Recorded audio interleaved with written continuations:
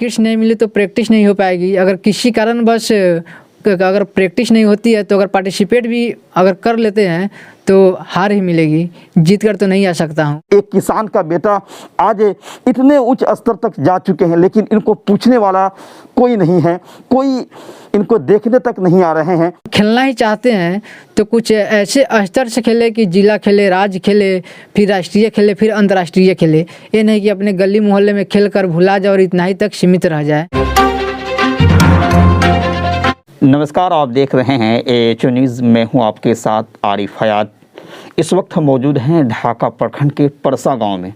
दरअसल आपको बता दें कि हमारे साथ एक ऐसे होनहार व्यक्ति मौजूद हैं जिनकी बातों को हम शब्दों में बयान नहीं कर सकते हैं। अगर इनकी बात की जाए तो इनके पास लगभग 20 से 25 ऐसे मेडल मौजूद हैं।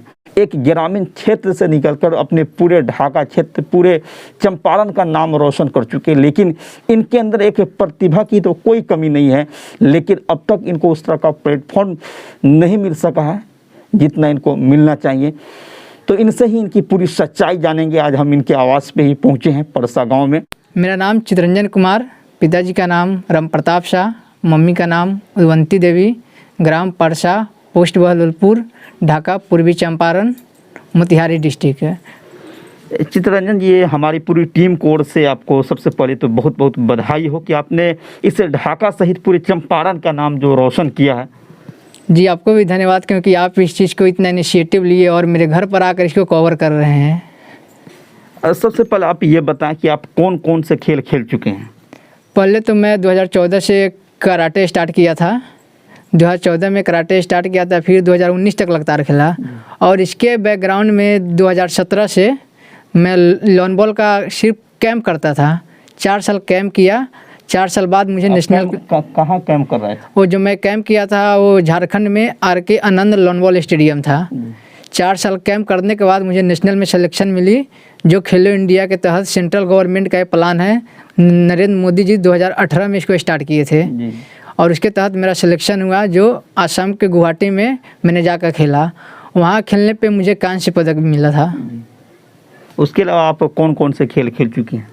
कराटे और लॉन बॉल, ये दोनों मैं गेम खेल चुका हूँ। कराटे में लगभग राज्य स्तर पे 7 से 8 मेडल जीता हूँ और लॉन बॉल में बहुत। जो मेडल आप जीते हुए हैं आपके पास हैं वो अवेलेबल? हाँ, वो मेडल सब यहाँ लगे हुए हैं। मेडल सब जो सामने है कराटे तो का, देख सकते हैं कि खेलो इंडिया का ये मेडल है। और कुछ बताइए। और जो सर्टिफिकेट है, ये सर्टिफिकेट सेंट्रल गवर्नमेंट के द्वारा इशू किया गया है। आखिर किस तरह का आपको परेशानी हो रही है अब तक? अभी जो नवंबर के गोवा में 36वां नेशनल गेम्स होने वाला है गोवा में, जिसका जो सबसे पहला जो सिलेक्शन का क्राइटेरिया है, जो मेरे पास किट्स नहीं है, जो किट्स बहुत ज़रूरी है, लॉन बॉल किट्स। जी, 2 दिन पहले यहाँ पे ढाका विधायक के माननीय पवन जायसवाल जी से मिला था। क्या क्या बातचीत हुई थी उनसे? लिए उनका सरकार भी है, केंद्र में भी सरकार है, राज्य में भी उनके ही गठबंधन की सरकार है। क्या आश्वासन दिया गया, क्या बातचीत हुई? उनके फुलवरिया आवास पे मिले थे, उनसे सम्मानित भी किया गया था। हाँ, उनसे मिले थे तो सर बहुत अच्छे से बात किए थे। और उनसे बात करने के टाइम उनको बताया कि प्रखंड और जिला स्तर पे राजीव गांधी खेल अभियान और खेलो इंडिया के तहत बहुत सारे फंड आते हैं, जो राष्ट्रीय खिलाड़ी, जिला स्तर के खिलाड़ी को पैसा दिया जाए या उस तरह का माहौल दिया जाए कि आगे बढ़कर खेले। उसे किट्स के लिए पैसा, मतलब किट्स प्रोवाइड किया जाए। लेकिन उनको सभी ऐसा बात किए। सर बोले कि ठीक है, हम इसके लिए जो जिला खेल का अधिकारी है उससे बात करेंगे और आपको हम अपने तरफ से एक लॉन बॉल किट्स देंगे जितना जल्द हो सके। क्या कुछ सपना है आपका? सपना तो यही है कि कॉमनवेल्थ और एशियन गेम्स में इंडिया को रिप्रेजेंट करना है इंटरनेशनल लेवल पे।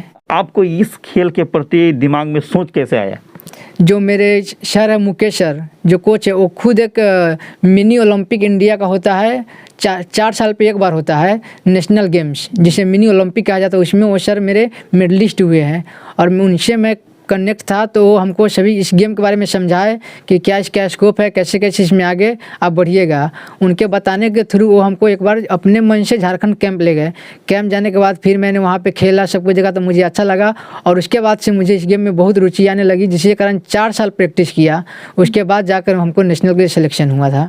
आप हमारे चैनल के माध्यम से युवाओं को, खास तौर पे जो इस खेल में रुचि नहीं रखते हैं, वो वैसे युवाओं को आप क्या कुछ संदेश देना चाहेंगे? उनको संदेश यही देना है कि ये जो माहौल है, गांव का माहौल है, इससे थोड़ा ऊपर निकले और जो खेल का मतलब सिर्फ क्रिकेट जो होता है ना, क्रिकेट को अपनी नज़र से हटाए। क्योंकि अगर हम खेलना ही चाहते हैं तो कुछ ऐसे स्तर से खेले कि जिला खेले, राज्य खेले, फिर राष्ट्रीय खेले, फिर अंतर्राष्ट्रीय खेले। ये नहीं कि अपने गली मोहल्ले में खेल कर भुला जाए और इतना ही तक सीमित रह जाए। आखिर क्या कुछ मांग होगा यहाँ के जो स्थानीय जो जनप्रतिनिधि है, बिहार सरकार से खास तौर पे आपका क्या मांग होगा? बिहार सरकार से खास तौर पे यही मांग है कि राज्य स्तर पे और जिला और प्रखंड स्तर पे जितना एक खिलाड़ी को सुविधाएं मिलती है, वो सभी सुविधाएं मुझे दिलवाई जाए। और ख़ासकर जो लॉन बॉल एक किट्स है, वो लॉन बॉल किट्स दिलवाया जाए, जिसका दाम लगभग 45 से 50 हज़ार के करीब है। वो किट्स मुझे दिलवाया जाए, क्योंकि मैं 36वां नेशनल गेम्स गोवा में जो नवंबर में होने वाला है, उसके लिए मैं पार्टिसिपेट करूँ और फिर मैं बिहार के लिए मेडल जीत कर आऊँ। मुझे तो लगता है अगर किट्स नहीं मिले तो प्रैक्टिस नहीं हो पाएगी। अगर किसी कारण बस अगर प्रैक्टिस नहीं होती है तो अगर पार्टिसिपेट भी अगर कर लेते हैं तो हार ही मिलेगी, जीत कर तो नहीं आ सकता हूँ। गांव आने के बाद आप क्या कुछ करते हैं?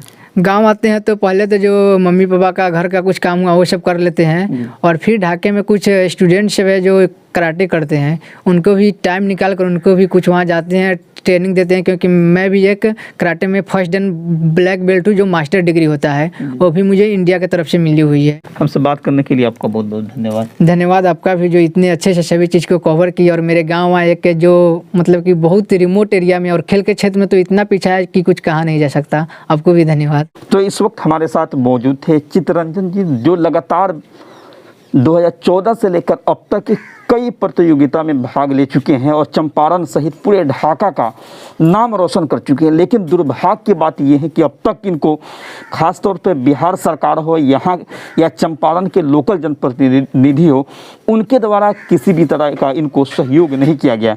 2021 में ही एक खेल होने वाला है जिसमें इनको एक किट की ज़रूरत है। इन्होंने ये बताया कि उस किट का लगभग 40 से 50 हज़ार के लगभग उस किट का कीमत है। कल ही इन्होंने ढाका विधायक पवन जायसवाल जी से भी मुलाकात की। उन्होंने इनको आश्वासन भी दिया है कि वो किट जल्द से जल्द मुहैया कराया जाएगा।